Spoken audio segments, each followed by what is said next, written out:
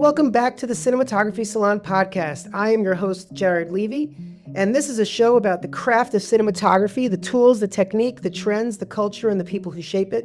Whether you're behind the camera, next to it, or working your way there, this show is for you. And this week is with guest James Laxton, ASC. You probably know his work on Moonlight or Underground Railroad. We were able to talk in depth about season 2 of Beef, and I think one of the things that I enjoyed most was really talking to someone but had a really successful season 1 with other cinematographers, and hearing how he brought his style to it and his way of thinking about things was really great to hear. And I really took away that just the way, it was a lot more of a cerebral conversation than it was a technical one. And I think that really kind of speaks to James as a person. And I really enjoyed hearing him talk about that, and being a fan of his work for a long time and knowing his work really well and being inspired by it. To hear him talk about it in that way, it kind of came as no surprise that would be the way in which he goes about speaking about his work. I think that it kind of translates into the imagery that he makes. And so for that, I just really enjoyed it. And so this one's presented by our friends at Fujifilm. We'll have more on them in a bit. And other than that, let's get right to it. Here is the conversation with James Laxton, ASC.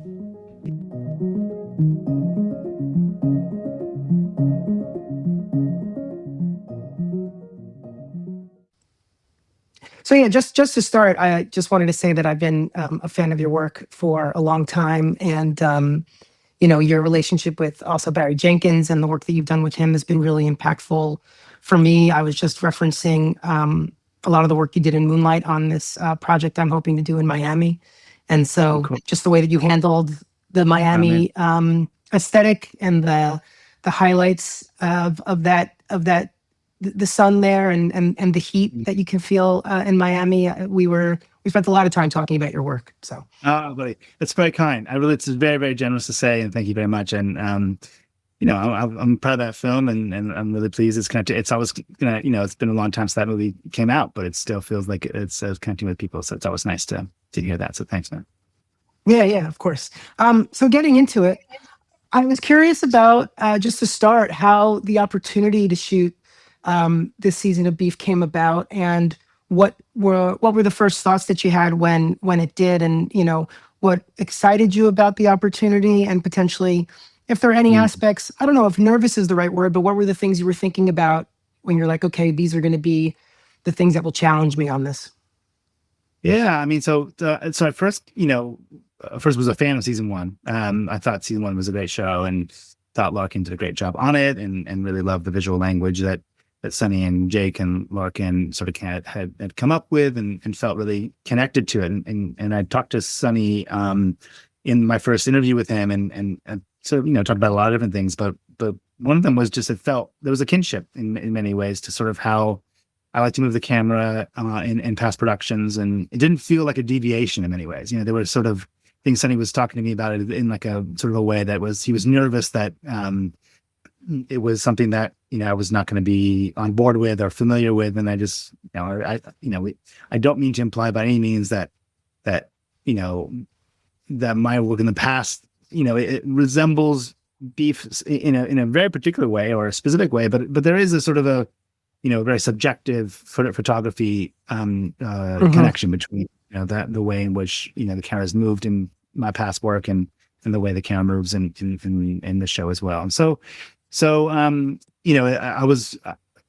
I met Sonny just really honestly on a general meeting. I had no connection to him or to the show or to the key collaborators involved. So I was new. I didn't really, know any of them personally or otherwise. And so I was nervous probably more than anything else, just about sort of how to collaborate. It's always hard, I find, maybe same for you, and I imagine for others too. You're sort of having these new relationships with directors and designers, et cetera, et cetera. Everyone collaborates differently, and I was anxious going in, to be honest, and as probably I am on every project, about how is this going to work, and how do they like to come up with ideas, and is it going to work with how I do this, et cetera, et cetera. But in the end, as often is, you sort of do find what makes people tick, and within a few conversations and a few days or a couple of weeks into the project, I felt like I was at home, which is nice. But yeah, I think I think in a general way that, my first and foremost concern was to not deviate too much from what season one was about. I wanted to make sure I was bringing something to the table, of course, and I hope that I did. But it was really, a conversation from my first time talking to Sunny was just making sure that this was going to be a blend with, how season one went. And there is a sort of a shot structure from season one that he wanted to make sure was part of season two. And so there are some very foundational things that I think at its core, is the show Beef's look. And I think I wanted to make sure that I wasn't going to step on those toes too much. And I wanted to make sure that stuff was going to live on where it made sense, of course. And then at the same time, wanted to make sure that I was doing justice to the story as well. This is a pretty different story than season one is. Not to mention just, the obvious that it's, these couples, and it's not just, one-on-one, and it's going to be a foursome or a sixsome. And it's about these sort of relationships that are dissolving or evolving, depending on which one you're talking about, and all these sort of big, large, sort of human structural topics are gonna want to be sort of discussed, and how to sort of, while being a very character study sort of kind of show, how to talk about these things in a way that's going to really kind of connect with audiences. So there's a lot I was sort of, going into in terms of how to express all these sort of lofty, big ideas in my head about, but at the same time, want to come off of, as I hope a lot of my work it is to feel very natural at the same time. So, it's all these sort of things swimming around in your head, and you have to make sense of them, in some way, shape, or form. Yeah.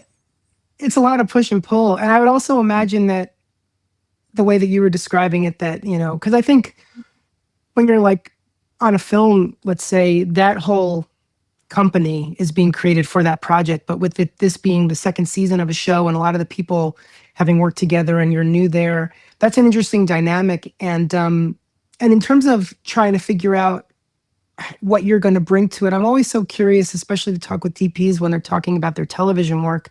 And there's a lot more of like a passing of the baton on aesthetics and things like that. How you spoke about that with the director, maybe with last season's DP, just about like, how did you find creative authorship in something that already has, to a degree, set visual language? Yeah, I think I'm lucky in the way, because in this show, in the way it's structured in terms of like what season one is to season two, is such a left turn that very true. Some of those sort of, challenges don't really exist. That's fair.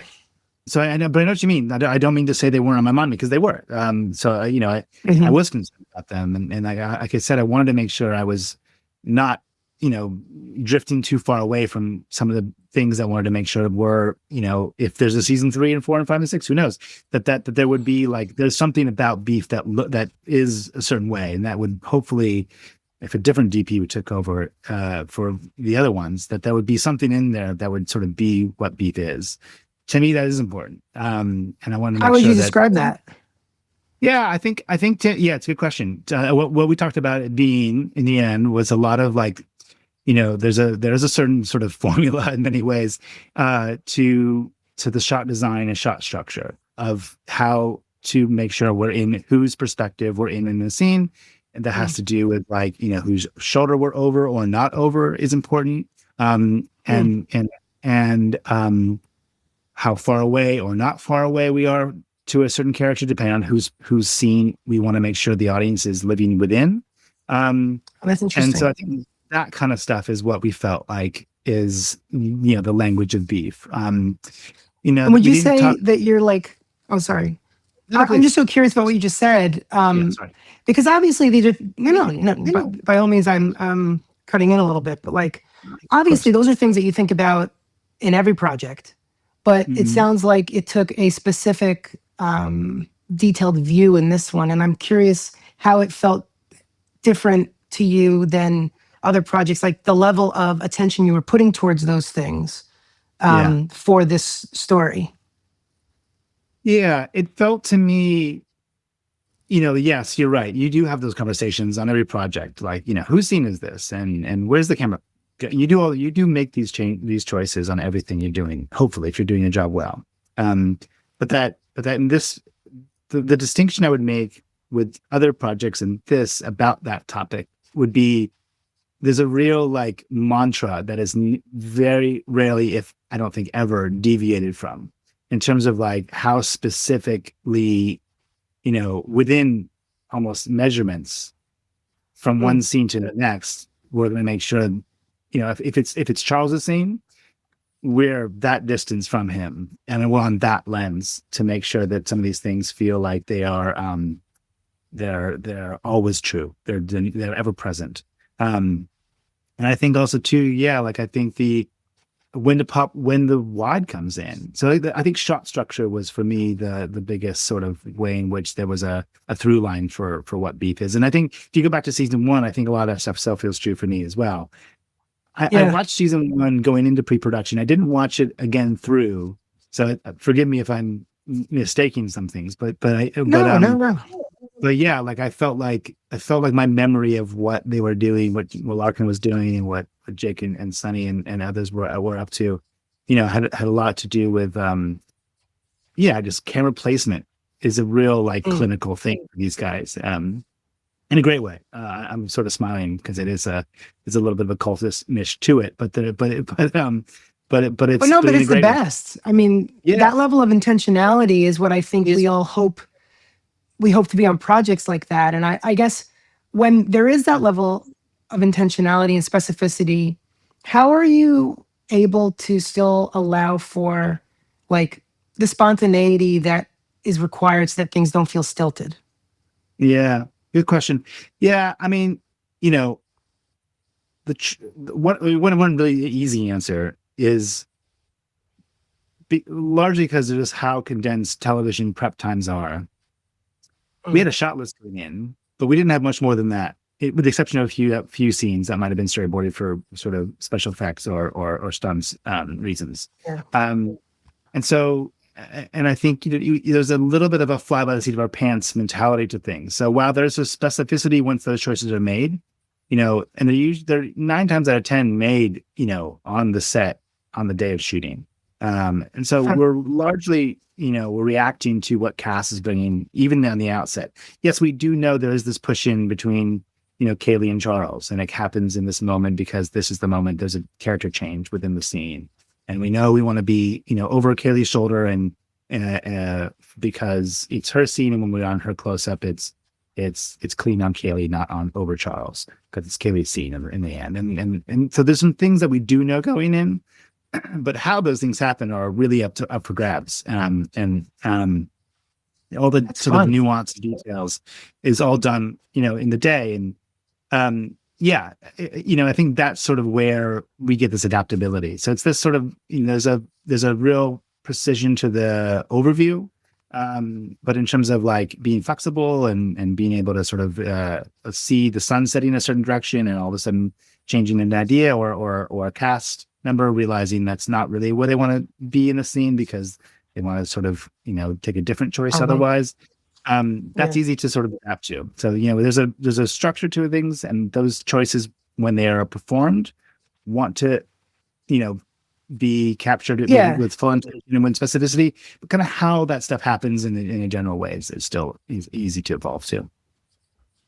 Yeah. And then like the things about that you were mentioning earlier about like, just in certain shots, like the distance from the lens that a certain character needs to be because of where it was coming from in another scene, or the previous direct shot that'll happen right after that kind of thing. How I know that it could be so easy to get swept away in the madness of a day on set. Like, how are you who's keeping track of all of that? I mean, you do have the camera team, with their notes. They have a great system that they have all the notes, and I could ask them, "Hey guys, I'm so sorry, I forgot to ask before. Did you write down what lens we were on when we shot, Oscar, 3 weeks ago on the stage in that scene where X, Y, and Z?" And they would have it, which is amazing. I would probably give them 5 minutes, but to sort of go back in their notes to make sure to double check their work, but they would have it, which is amazing. And so I guess that's a great answer. Yeah. Have a great camera team is the short answer. Well, because you go into this stuff and in prep you could be so detailed and like, we're going to do it this way, we're going to do it that way, and then you can get, there's just a lot that goes on, and I don't know, sometimes it just becomes a little harder to track. So it's you can't. I mean, that was really. I think, I'm lucky to be a department head. There's a lot of people underneath me to support me, and full credit needs to be given to them because they're amazing at what they're doing. But I think you can't keep it on your brain. I mean, I don't know how. I don't have that kind of brain anyway. Maybe others do, but I can. I have to have some help somewhere. Totally.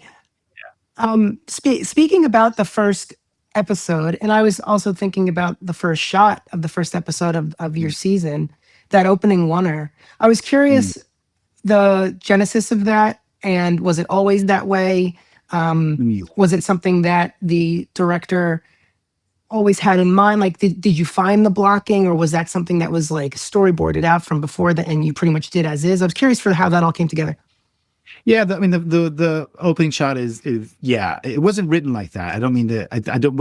My memory was the script doesn't sort of say in a oneer X happens. But I think from the outset Jake did have this clear intention to make sure that scene unraveled in a way that was conducive to a oneer, and I really love what he came up with. This sort of profile tracking that introduces all these different characters that we're all going to meet later on in the show, and then finds our heroes there up on the pedestal as they give their speech. It was, I think, from the outset it was that, and it came from talking about it for quite a bit of time. There was times where we sort of deviated from a different tool to what we ended up in the end, but I think it works really well, obviously, I think it's funny, it wasn't written in the subject line, as I said before, as a oneer. But I think even before I talked to Jake, and even talked to Sunny for that matter, I felt like it was written as if it knew it wanted to be a oneer. Just the way in which it introduced different characters throughout the scene, and I don't know. It's funny. It's always you sort of realize you're in a good place when you sort of come to the first meeting with the director, and you sort of have come with the same notes. And I think that was sort of we still saw it a little differently, but I think in the end, like, there was the same sort of basic goals were sort of, the intentions were there, which is felt like, okay, well, this is gonna work, we'll be okay. And there's also something to, like, it's coming off of such a successful and celebrated first season that you kind of the way that the second season starts, there's just something so, in a way, self-aware of that, like in a good way. Like, it knows that this is the first shot of like what would be the next like iteration of this thing. And maybe that's just in the subconscious of you guys, and no one's actually talking about that out loud, but like, how much of that do you think existed in the ether there, if at all? And it could be none. No, I think it's funny, sophomore sort of shows are always kind of hard. There's a lot of expectations that are on your shoulders, and I sort of knew going in, everyone, rightfully so, was going to be judging it against what a brilliant season what it had, and that was going to always be sort of a challenge to get over. And I think I'm proud of it in how we handled it, because I think in the end, maybe what you're alluding to a little bit is there's a great playfulness with this season. There's a way in which the camera moves, and even with the cast performances and other aspects of the process, I feel like they're having a good time. And I think when you can move from a sort of thriller genre to some comedic stuff to some romance, and blend all these sort of genres together, which I think is what Beef does so well. Yeah. The audience is having fun with you, and you're having fun with them, and there's some, even though they're not they're not there when you're filming and when they're in post, etc. You can sort of feel them throughout, and I think our hope was to sort of make the show feel that playfulness, and I think I think that was sort of the way out of the sort of concerns of what a sophomore show might otherwise be. Yeah, I think if you're, it can get too cerebral if you let it. Yeah. I wanted to speak actually to how it's like it functions as so many genres, because I'm curious about the way in which that may or may not change your approach.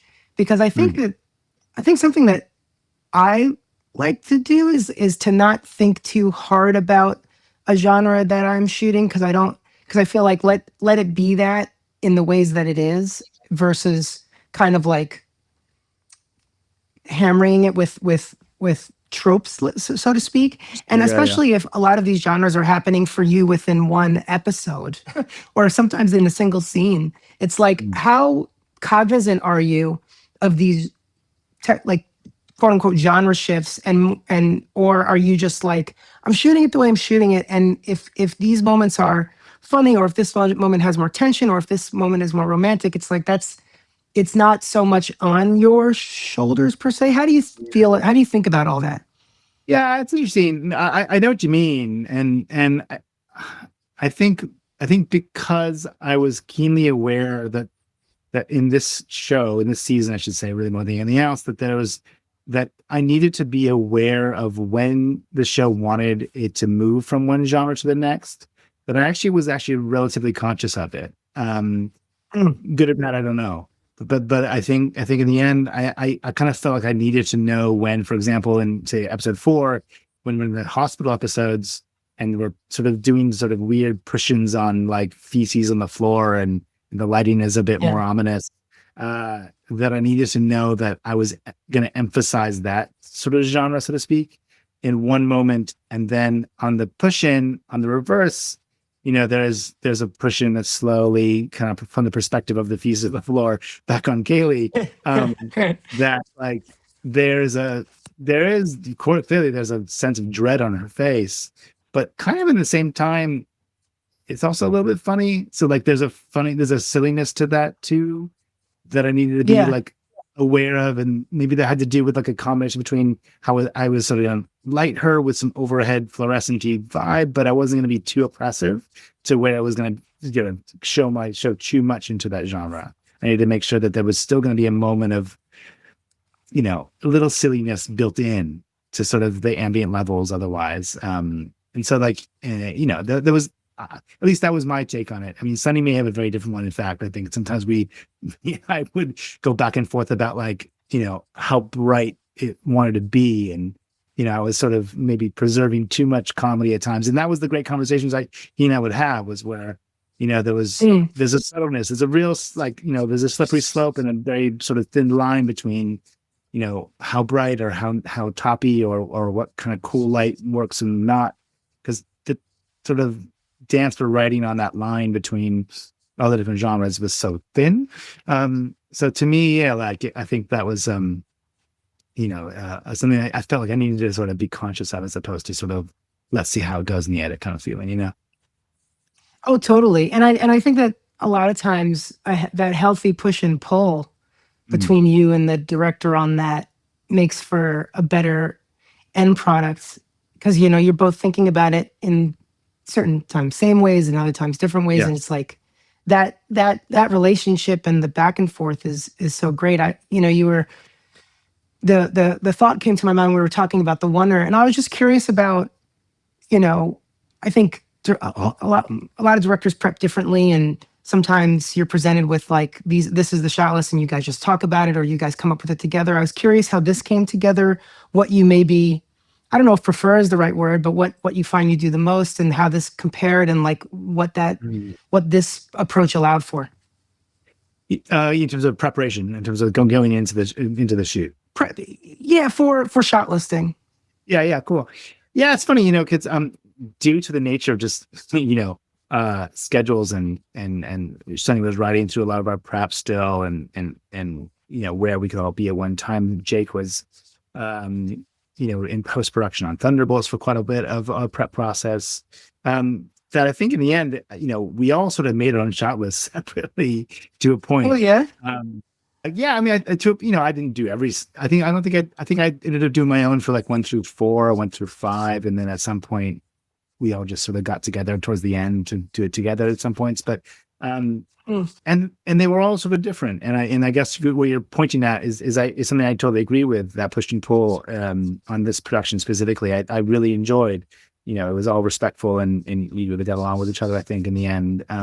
But yeah, I think coming to the table with thoughts that I had sort of come up with in my in my own office by myself, and each of them doing the same. I think was a healthy way to do it in a way, because although different filmmakers would want to do it differently, but I kind of enjoyed it, even just for my own brain and my own sort of creative process to sort of think about lighting and other topics. Doing a breakdown like that actually helped me a lot, just to make sure I understood the story to a certain point. When you're doing your own shot list, you're doing your own sort of previews in your head, and to do that, you do have to know the story really well. And so I was, rereading the scripts to make sure I was as familiar with what was going on as possible, and to make sure that, when Sonny or Jake would come to me and say, it's on this line, where in their minds there's a tension shift, and how they're performing it. It's changed from what was initially thought to a different idea, and that now that line is here, and to be able to on the fly and communicate those things to the camera operators, dolly grips, etc. Was really important to me. And so, yeah, it was just, it was a cool way to do it. Largely, I think, just by sort of accident in many ways, but that's just, sometimes things work out well. Yeah, and it's funny though. It's like, you prep yourself in that way so that when the curveballs are thrown, you're coming from a more rooted understanding of stuff, just because of how much you've had to think about it on your own. I'm curious to hear about the what you would consider like the most challenging setup that you had all season from a lighting perspective, and to hear what was challenging about it at the onset, and how you figured it out, and what you did. I'm just curious to hear about the things that were challenging you. Yeah, it's a lot of ones. I mean, there's some big night exteriors that are obviously hard. That's the classic DP's answer, is that night exteriors are oftentimes the most challenging, and they were. I would say for me, another challenging one that I feel the most proud of in many ways is in episode 8, and that was the silhouettes in the cells in episode 8, and making sure, working with the art department and talking about sort of texture of what, how opaque those windows were going to be and not be, and making sure that I was working with Jake and Sonny to talk about to get that level of specificity of silhouette to where you're going to understand Charles's posture as he's sort of kneeling down against the windows. He's going to really need to be pretty close to the window or this far away, et cetera, and all these different sort of things, making sure that they functioned in the sort of lighting approach. I'm particularly proud of, I think, probably because it had sort of more communication than otherwise. It wasn't by any means like, I just had this idea in my office and I went with it. It was about talking to each member of the cast, and also the production designer and costume designer, to make sure that, what they were wearing was going to sort of silhouette in a way that made their character stand out particularly well. And so that was probably the most challenging, just because it took so many different disciplines to make them sort of function well. And there was there's great scenes that I really want to make sure that we're going to sort of sing and to connect with the audiences in a great way. The whole sort of show is being summed up in those moments. So there's a lot of state that I was. It's funny. It's great to hear you talk about that, because that's not something I would have thought on my own, but obviously hearing you explain the amount of layered thought that had to go into making those silhouettes legible it makes total sense. And it's just not something that I would have really thought about. But that is definitely, it's always challenging. Yeah, it's fun. I mean, the most challenging sort of scenes in my work and my career in general are the ones where you sort of do have to work with other people and collaborate in a more grand way. I like that version of filmmaking more than I like, sitting alone in my room and having, a thought that works for me. It Yeah, needs to work for totally. everybody, and I think that's the best part of filmmaking, is just to sort of make sure that what we're doing is working for the cast, and what the production design is doing is helping me understand where the light goes, and all these things are working together. And I think that's to me, that's my favorite bit about what we all do. Yeah, no, me too.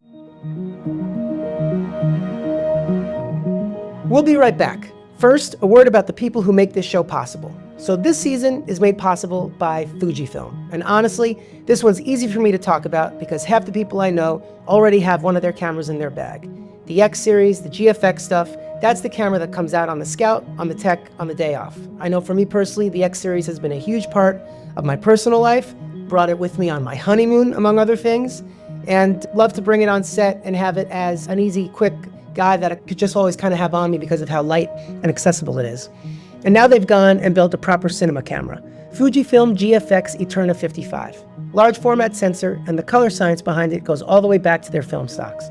Those classic looks, Eterna, Provia, Velvia, built right in. We got to test one recently, and the image is just beautiful. And it's IMAX certified. Probably the most accessible IMAX camera you can buy. So, Fujifilm. Genuinely glad to have them with us. Go see what people are making with it at fujifilm.com. Everything the salon makes is free. The podcast, the newsletter, the lens database, the lighting calculator. Sponsors are a big part of how it stays that way. If your company wants to reach working cinematographers, get in touch. The details are at cinematographysalon.com/sponsors, or just email hello@cinematographysalon.com. And now, back to the show.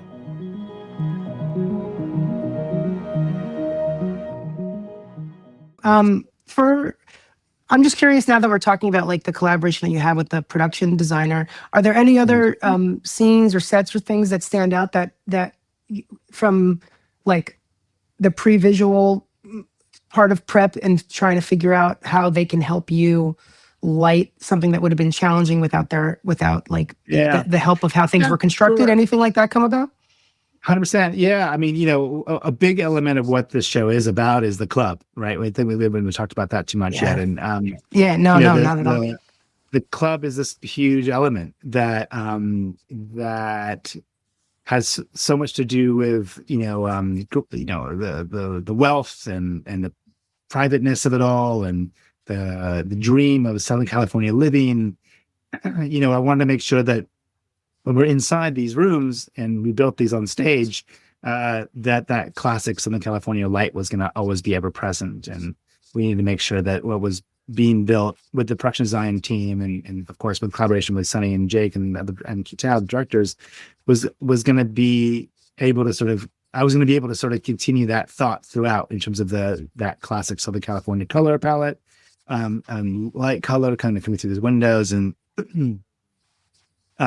worked really closely with Grace, our great production designer, to make sure that she was always giving me opportunities to make sure that where we think his desk is in his office is going to be by a window that I can make sure that sort of warm hue of sunset is going to come through at times. And the facade of the beautiful classic California lifestyle is always going to be there, when under the surface of it all, of course, things are obviously unraveling in a more depressing and dark way.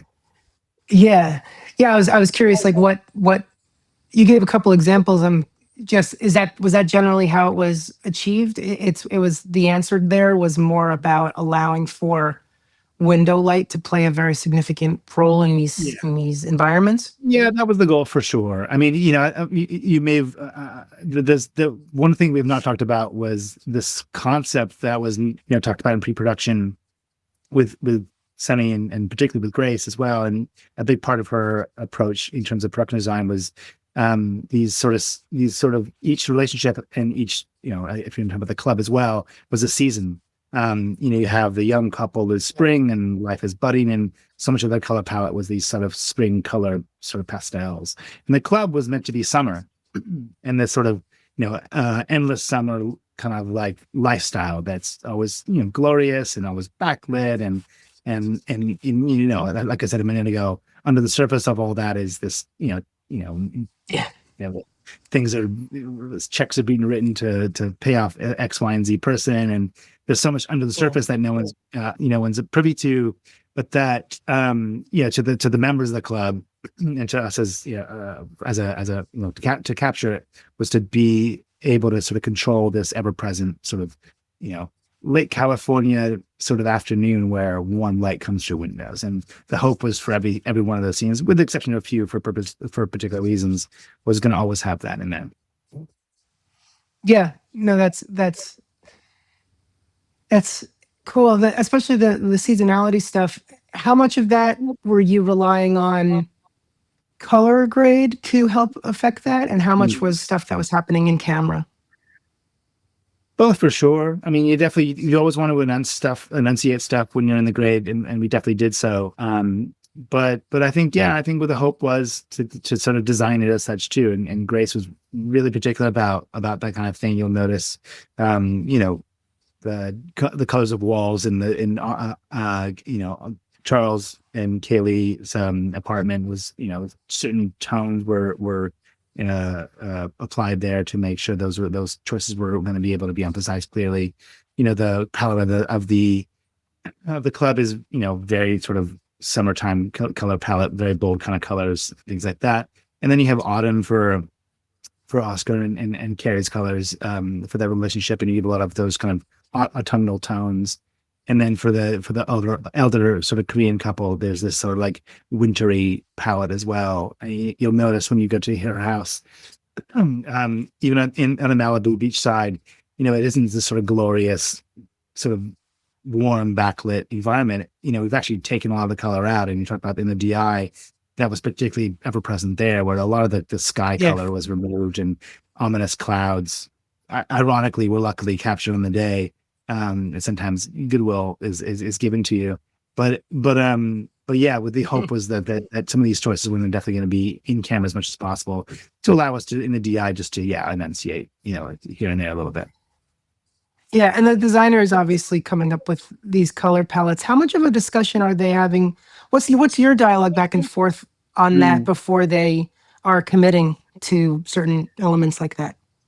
I think I was involved early on. I mean, this idea I think was from the outset. It was not something that was discovered sort of like later in the prep process. It was a choice made by them early on, and so hearing and it came from many things, but it came from the idea of, in the writer's process, the idea of cycles coming in. You have the different sort of relationships, ebbing and flowing. Of course, for those who've seen the show, the springtime couple is now the autumn couple at the end of the show. And how these relationships cycle through and in our lives in general, and how love changes from when you're in your 20s to when you're in your 70s. And that's true for everybody. And it's part of growing up, and it's part of relationships evolving, and how love means something different at each of these stages of your life. And so the idea of cycles was a concept from the very outset, I think, for Sunny and even in the writer's room. So taking upon that, Grace, moved forward with this idea of how each couple would be symbolized by these colors, and then I would run with that in terms of how lighting would work within each of these things. And I think everybody sort of did the same sort of thing to help support the concept, costume design, et cetera, et cetera. Yeah, it's great. It's great talking to you, because it's like I can't say I'm surprised, and it makes so much sense. It's like, you have these conversations, and sometimes they can be more on the technical side, which is cool, but I'm not surprised that there's just so much of a like really just digging into the thematics of everything. And there are like the technical results that happen because of that, but it's just so much about the caring about the intricacies of the story, and allowing that to really dictate everything, that you're caring about it almost as like a writer would. Yeah. Is kind of and that's not really a question. I'm just saying it. No. It's you say that, because I think this is new for me too. I'm not sure how one would describe where I am in my career. I feel like early on, when I first was starting, sort of, 10, 15 years ago, the conversations I would have with the director would largely be about like, yeah, and then there's this new lens that I think would be really great to sort of use on this project. And it feels like this, I had this idea of shooting on this film stock, and I thought it could mean this and that. My ideas came from, I think, the tools at my disposal. And I think like that's nothing wrong with that at all. By the way, first of all, I mean, that's just, I think that's nothing, there's nothing negative to be said about that, because that's true for our DPs, and true for me to a certain extent as well. But that I think as I've grown in my career and the conversations I want to now have with the collaborators I collaborate with, I want to step back from that first, for a period of time.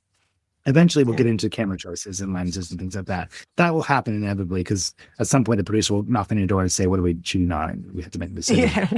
So that will happen. That's inevitable.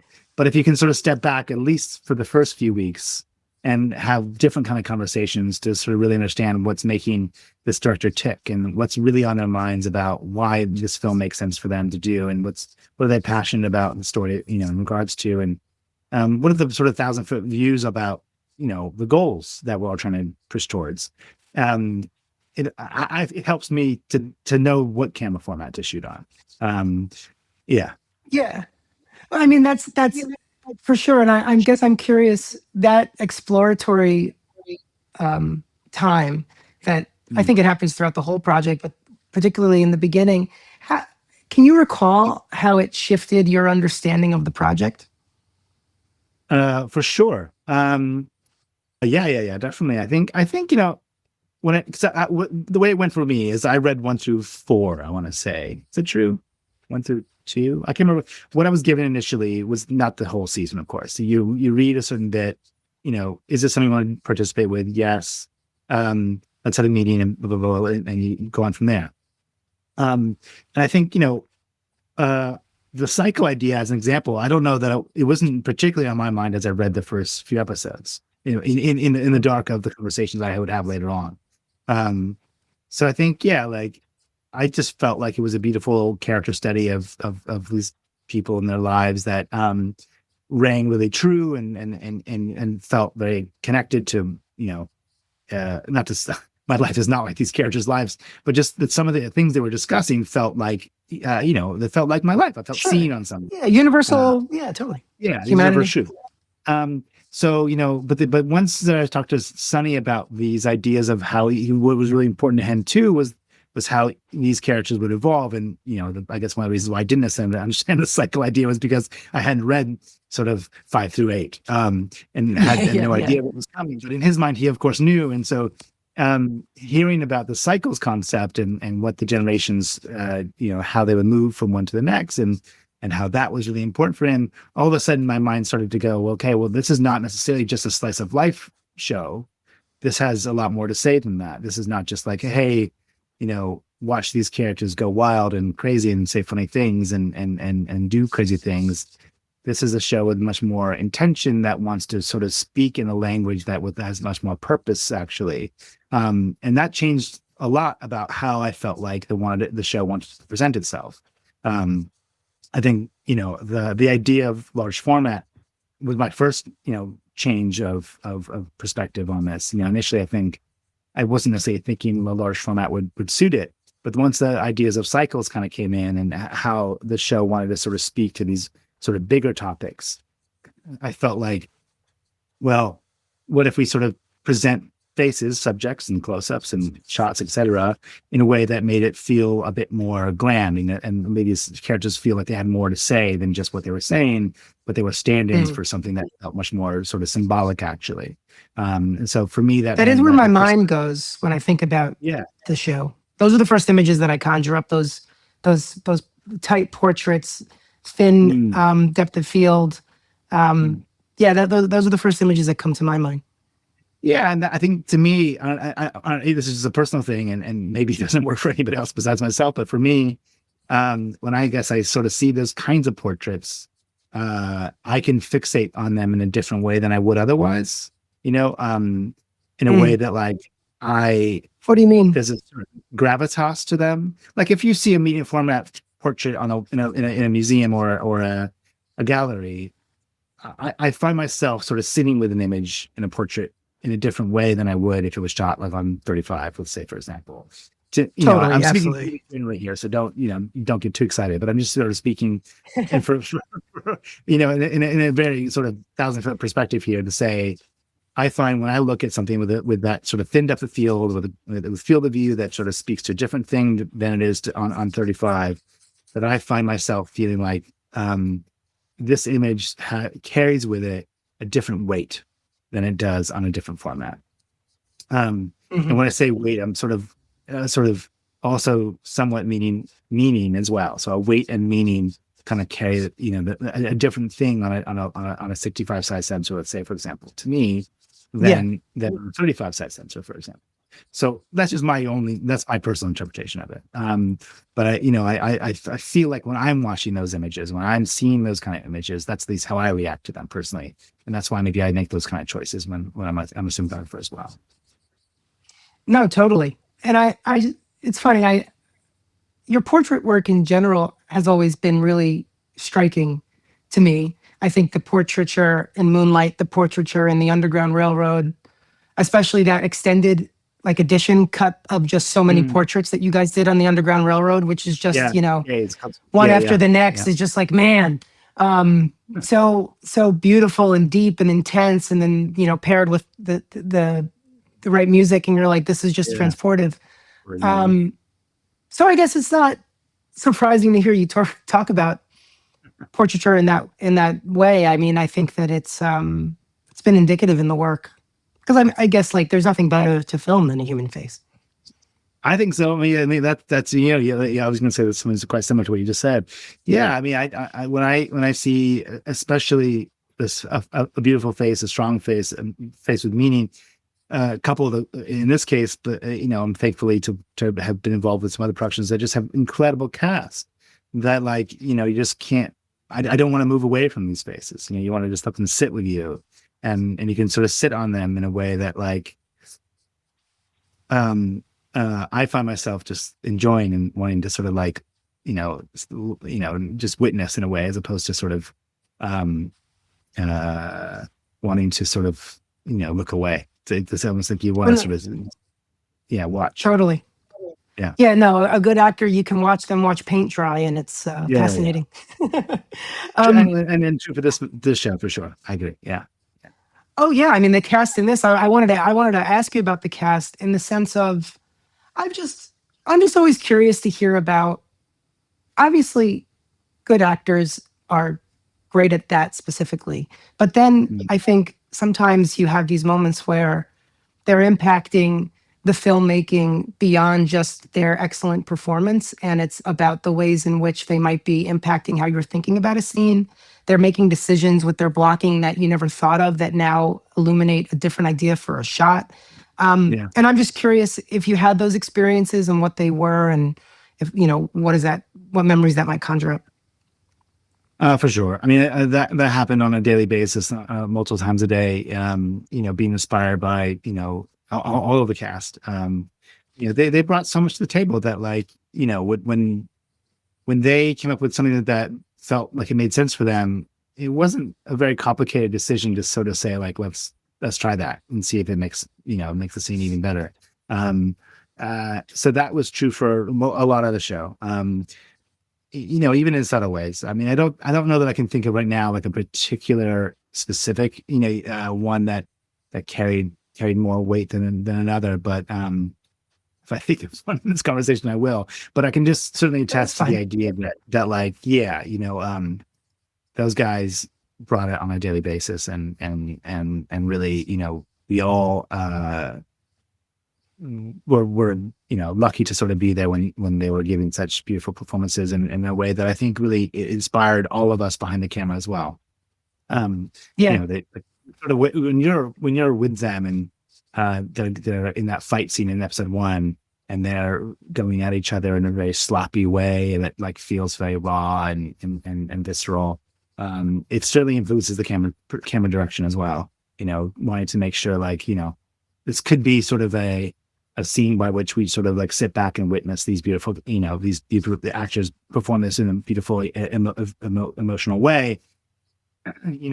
we could have made that choice. We didn't, it didn't feel like the right one. And so it felt like they're really bringing it. It feels like we should be in there with them, and we should be participating as the camera operators.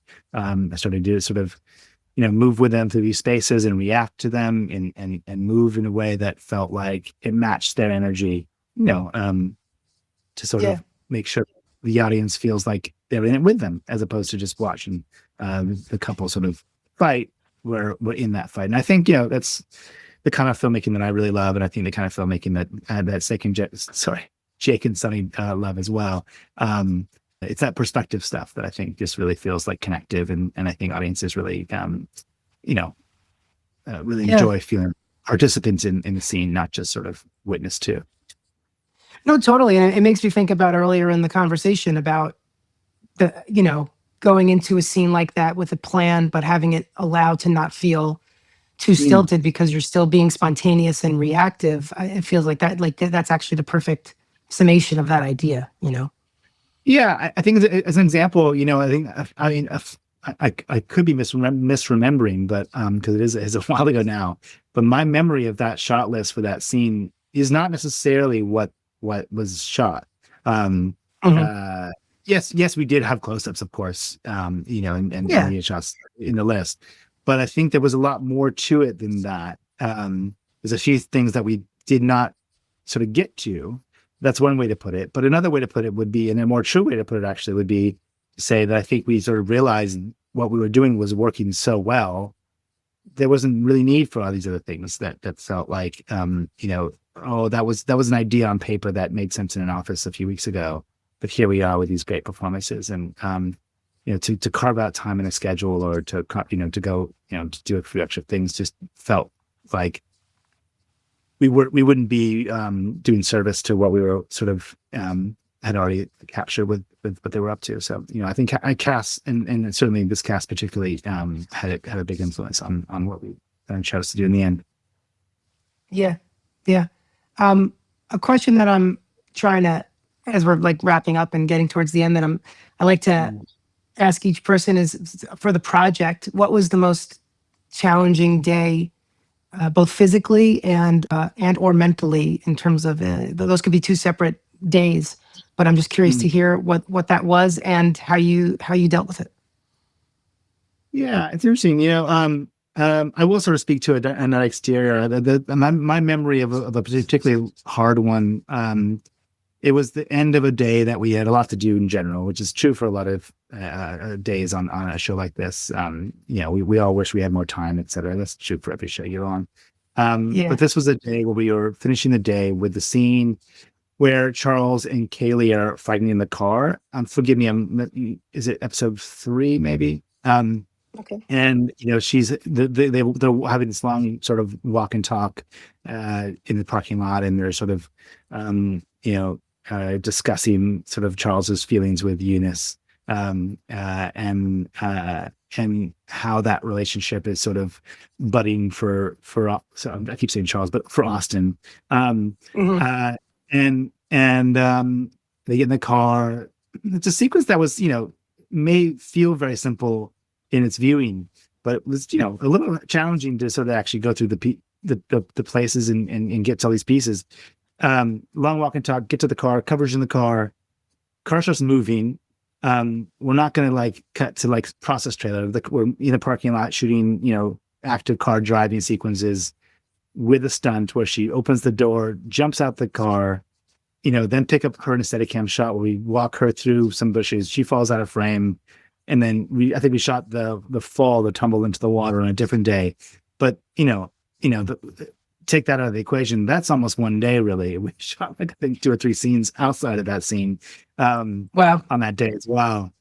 And so it was a tough one, and one that's it's a really important scene in the show.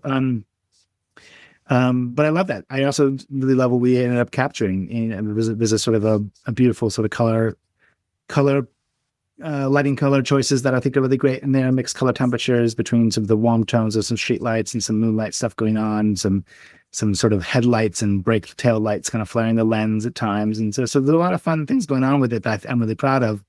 But yeah, that was a tough one. That was, when you've sort of felt like you finished a day and then you have another scene you do, and it's that scene.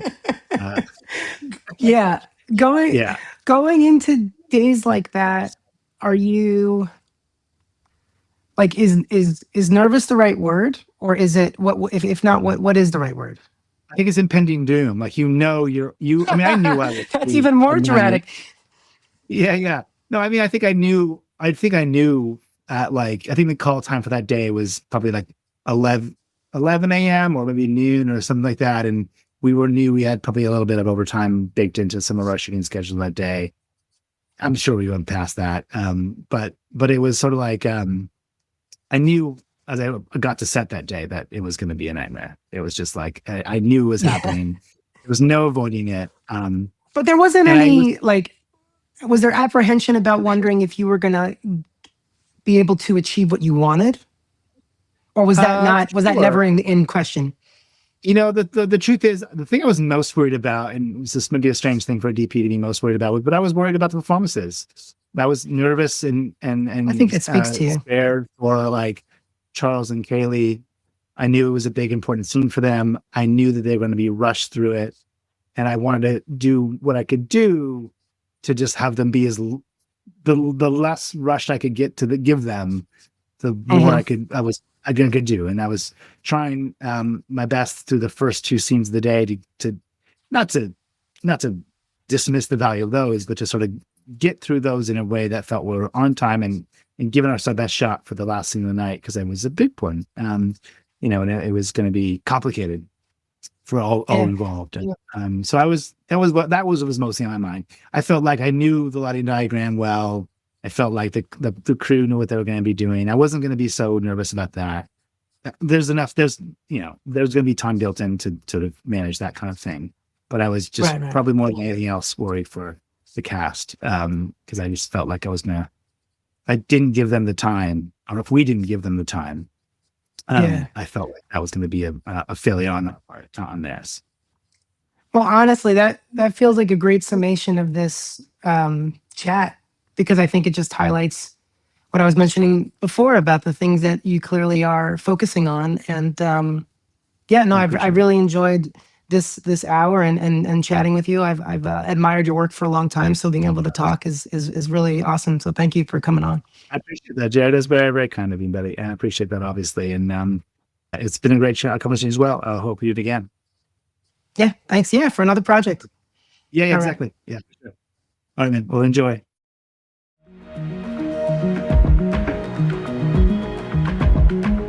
And that's the show. If you got something out of this one, pass it along. Send it to someone on your crew, someone in your group chat, someone who should hear it, and hit follow so the next episode finds you on its own. We're at Cinematography Salon on social and at cinematographysalon.com. That's where the email list lives, along with new episodes, in-person events, and everything else the salon is up to. And you can find me, Jared Levy, on Instagram at Jared_Levy. This episode was presented by Fujifilm.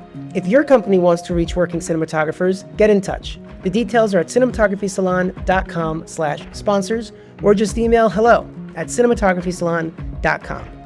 I am your host, Jared Levy, and the show is produced by David Kruda and Topher Hammond with the Cinematography Salon. Original music by One Wave. Thanks for listening. See you on the next one.